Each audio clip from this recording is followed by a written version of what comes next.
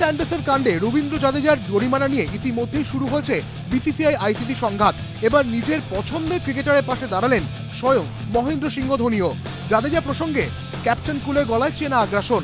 ধোনির সাফ কথা, জাদেজাকে যেভাবে শাস্তি দেওয়া হয়েছে তার রীতিমতো বেদনাদায়ক। এই বিষয়ে অনেক কিছুই এড়িয়ে যাওয়া হয়েছে। পাশাপাশি নাম না করেই জেমস অ্যান্ডারসনকে দূষেছেন তিনি।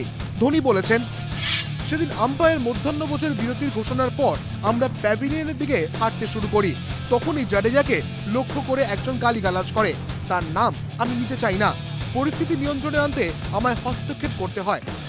ভেবেছিলেন ব্যাপারটা তখনই শেষ হয়ে গিয়েছে, জানিয়েছেন মাহি, কিন্তু আদৌ তা নয়। ধোনি আরও জানিয়েছেন, আমরা যখন ড্রেসিং রুমের দিকে আসছিলাম তখন কিছু একটা ঘটে। জাদেজাকে লক্ষ্য করে ফের ওই ব্যক্তি কিছু একটা বলে। জাদেজা ঘুরে তাকাতেই তাকে ধাক্কা দেওয়া হয়।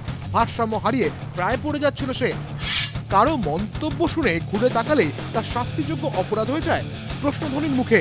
ভারত ইংল্যান্ড তৃতীয় টেস্ট শুরুর আগে ধোনির এই বিষদগারে ফের উত্তপ্ত আবহ। জ্ঞানেশ্বরী দুর্ঘটনায় স্বামীর মৃত্যুর পর চিতপুর রেলইয়ার্ডের এসএসইসি অ্যান্ড ডব্লিউসিপি গ্যারাজে চতুর্থ শ্রেণীর পদে চাকরি পান এক মহিলা। 2011 সালে যোগ দেন কাজে। মহিলার অভিযোগ, তারপর তার উপরই শুরু হয় নির্যাতন।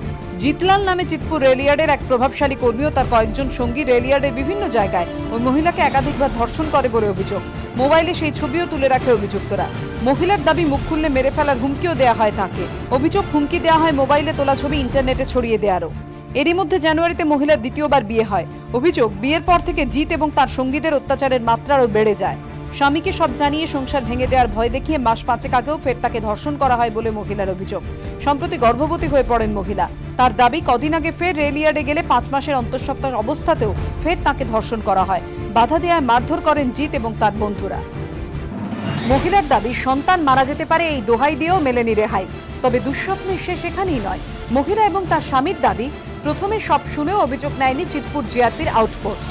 এমনকি মহিলার স্বামীর দাবি, পুলিশ তাকে বলে, এরকম মহিলাকে বিয়ে করেছো কেন? শনিবার কমনওয়েলথ গেমসে জোড়া সোনা ভারতের। শুটিংয়ে বাজিবাদ 2 ভারতীয় মহিলা শুটারের। মহিলাদের 10 মিটার এয়ার রাইফেলে ভারতের জোড়া পদক। অপূর্বী চান্ডেলার হাত ধরে এলো সোনা। দারুণ লড়াই দিয়েও দ্বিতীয় স্থানে শেষ করলেন বাঙালি শুটার অয়নিকা পাল। মহিলাদের 25 মিটার পিস্তলে সোনা জিতলেন রাহি স্বর্ণবত। রূপো জিতলেন আরেক ভারতীয় শুটার আনিশা সাইদ। সুখেনদের পর দ্বিতীয় বাঙালি হিসেবে পদক ঘরে তুললেন প্রবাসী বাঙালি অয়নিকা পাল। অন্যদিকে 10 মিটার এয়ার পিস্তলে রূপো পেলেন ভারতের প্রকাশ নাদাপ্পা। 198.2 পয়েন্ট করে দ্বিতীয় হন নাদাপ্পা। 199.5 পয়েন্ট করে প্রথম হন অস্ট্রেলিয়ার রেপার চেলি।